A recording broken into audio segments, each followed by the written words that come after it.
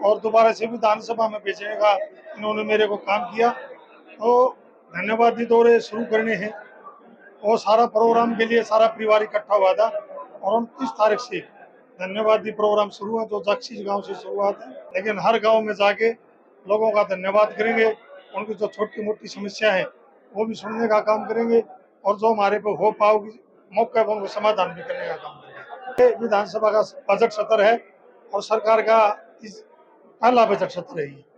और बजट सत्र में बड़ा दुर्भाग्य है कि गोवाना और सोनीपत का केसीकरण नहीं किया गया और मैंने विधानसभा में मजबूती से आवाज भी उठाई और मैंने हर बात जो बात हमारे इलाके की मांग थी वो भी उनको याद दिलाने। आपने किन किन मांगों को रखा जो अपने इलाके की मांग थी, और आपको कितना लगता है कि कौन कौन सी मांग हमारी पूरी होगी? देखिए, उम्मीद होती है और वो उम्मीद है मेरे को। और मेरे इलाके की मांगों की बात करूँ, चाहे गोवाना का पश्चिमी बाईपास हो, चाहे जनता बटोना की यूनिवर्सिटी बनने की बात हो, हल्का बड़ौदा में IMT की बात हो, महिला कॉलेज की बात हो, स्वास्थ्य की बात हो, राइस मिल की बात हो, गांव के करोड़ों करोड़ों विकास करवाने के लिए गारंटों की बात हो और हमारे युवा को रोजगार की बात हो, सारी बातें मैंने मजबूती से विधानसभा में उठाने का काम किया। आप विपक्ष में बैठे और हरियाणा जो है बेरोजगारी में नंबर 1 है, युवाओं की उम्र है ना नौकरी को लेकर निकलती जा रही है, आपको कितना लग रहा है शिक्षा और स्वास्थ्य पर लेकर सरकार कितना काम कर रही है? देखिए, बिल्कुल ध्यान नहीं दे रही सरकार। आज बेरोजगारी नंबर 1 हरियाणा, पूरे देश में नंबर 1 हरियाणा बेरोजगारी में हरियाणा प्रदेश। और आपने देखा बेरोजगारी के कारण बहुत सारे युवा अपने मकान प्लाट जमीन बेच के विदेश गए। नमस्कार, स्वागत है आपका हरियाणा उत्सव पर। मैं हूं आपके साथ प्रीति सिंगल। इस वक्त हम बड़ौदा विधायक इंदुराज नरवाल के कार्यालय पर मौजूद हो और आज यहां पर उन्होंने एक कार्यकर्ता मीटिंग का आयोजन किया था। और जैसा कि आप सभी को पता है कि विधानसभा का सत्र भी चल रहा है, तो विधानसभा सत्र को लेकर इनसे चर्चा कर लेते हैं। सर नमस्कार। नमस्ते जी, और ठीक ठाक हो? सबसे पहले बहुत बढ़िया। सबसे पहले आपके सभी दर्शकों को हाथ जोड़कर धन्यवाद सर। आपने अपने कार्यालय पर कार्यकर्ता की मीटिंग बुलाई है, क्या उद्देश्य था? देखिए, आज मैंने अपना सारा परिवार इकट्ठा किया था और इसीलिए इकट्ठा किया कि जब मैं दोबारा विधायक बना तो सारे परिवार ने बड़े तन मन और धन से बहुत मेहनत की और बड़ी इनकी कामयाबी हुई और दोबारा से विधानसभा में भेजने का इन्होंने मेरे को काम किया। तो धन्यवादी दौरे शुरू करने हैं और सारा प्रोग्राम के लिए सारा परिवार इकट्ठा हुआ था और 29 तारीख से धन्यवादी प्रोग्राम शुरू है, जो जक्षी गांव से शुरुआत है। और हम समापन कहाँ पर होगा? समापन का तो मैं लास्ट गाँव पता नहीं पाऊंगा, आपको लिस्ट में है, लेकिन हर गांव में जाके लोगों का धन्यवाद करेंगे, उनकी जो छोटी मोटी समस्या है वो भी सुनने का काम करेंगे और जो हमारे पे हो पाओगी मौके पर उनको समाधान भी करने का काम करेंगे। साथ में विधानसभा का सत्र चल रहा है, तो किस प्रकार सत्र चल रहा है? देखिए, विधानसभा का बजट सत्र है और सरकार का इस पहला बजट सत्र है ये। और बजट सत्र में बड़ा दुर्भाग्य है कि गोवाना और सोनीपत का केसीकरण नहीं किया गया और मैंने विधानसभा में मजबूती से आवाज भी उठाई और मैंने हर बात जो बात हमारे इलाके की मांग थी वो भी उनको याद दिलाने। आपने किन किन मांगों को रखा जो अपने इलाके की मांग थी, और आपको कितना लगता है कि कौन कौन सी मांग हमारी पूरी होगी? देखिए, उम्मीद होती है और वो उम्मीद है मेरे को।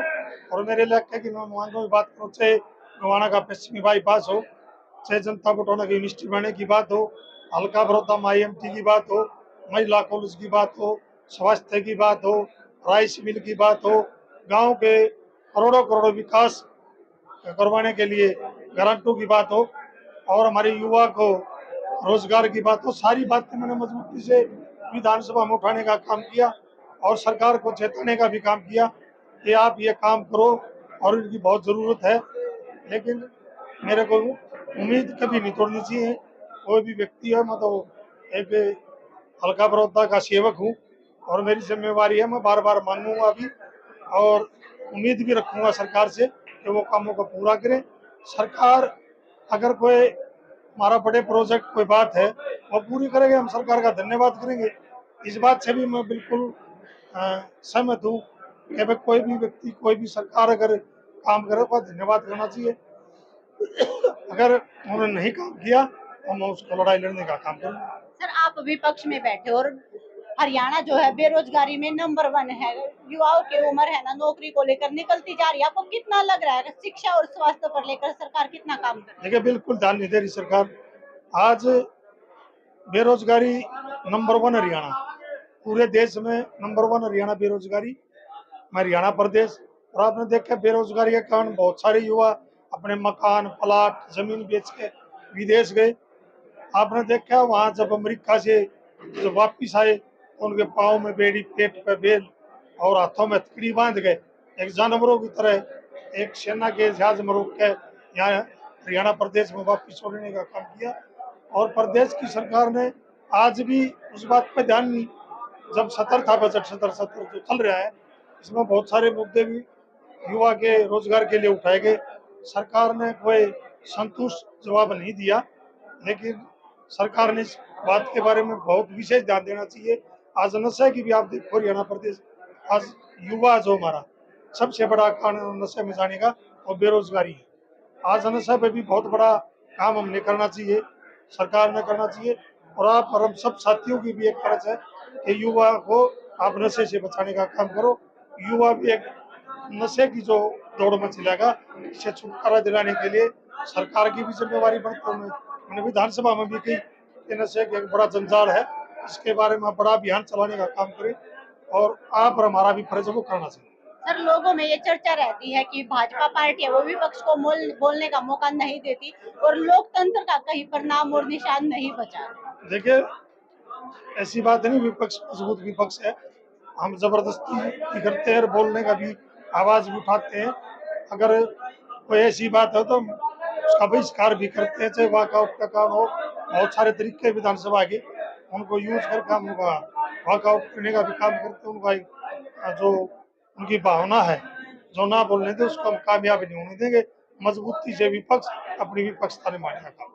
सर जिस तरह से कांग्रेस पार्टी सत्ता में आती आती रहेगी तो भी मतलब जो सत्ता में बैठी सरकार है उनका ये कहना है कि हुड्डा साहब ने आज तक तो ना कुछ किया ही नहीं है, सिर्फ अपने बाबू बेटे ने सिर्फ अपना ही पेट भरने का काम। नहीं नहीं, ये तो बीजेपी भी मानती है, अगर किसी ने विकास किया तो वो चौधरी भूपेंद्र हुड्डा जी ने किया।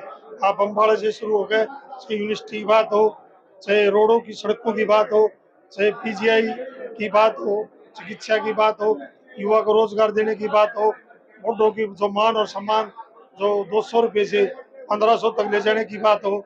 और हुड्डा साहब का जब राज था एक नारा था कि हुड्डा तेरा राज में चीर गई जहाज में, ये हुड्डा साहब के दिए दिन।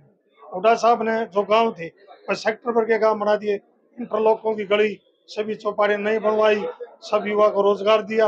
और पूरे देश में नंबर 1 हरियाणा कहा जाता था, चाहे प्रति व्यक्ति आय की बात थी, चाहे विकास की बात थी, चाहे रोजगार की बात थी, चाहे वो देश में विदेशों में झंडे फहराने की बात थी।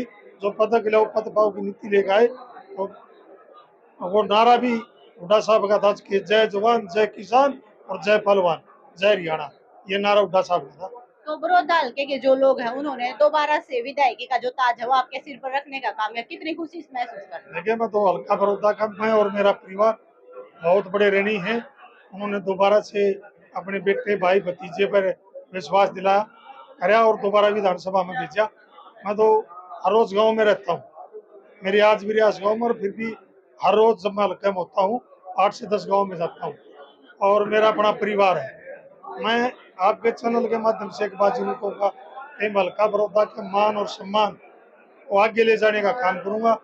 और जहाँ मेरे परिवार की या मेरी इस हल्का की 36 बिरादरी में कहीं भी जरूरत पड़ेगी, चाहे रात हो चाहे दिन हो, 24 घंटे हम हल्का बड़ौदा की सेवा के लिए हाजिर रहेंगे। धन्यवाद। Thank you. तो आप सभी ने सुना कि ये थे बड़ौदा से विधायक इंदुराज नरवाल, 2 बार के विधायक रहे हैं और इन्होंने बताया कि वो किस तरह से विधानसभा में जो बजट सत्र चल रहा है किस तरह मजबूती से वो बड़ौदा हल्के की आवाज को विधानसभा में बुलंद करने का काम कर रहे हैं और बड़ौदा हल्के का जो भी हक है, जो भी विकास योजनाएं हैं वो बड़ौदा हल्के में लगाने का काम करेंगे। और बड़ौदा विधानसभा में बड़ौदा हल्का एक अलग ही अपनी पहचान बना चुका है। बड़ौदा हल्के को 4 चांद लगाने का काम इंदुराज नरवाल करेंगे। तो इस तरह की अपडेट जानने के लिए देखते रहिए हरियाणा।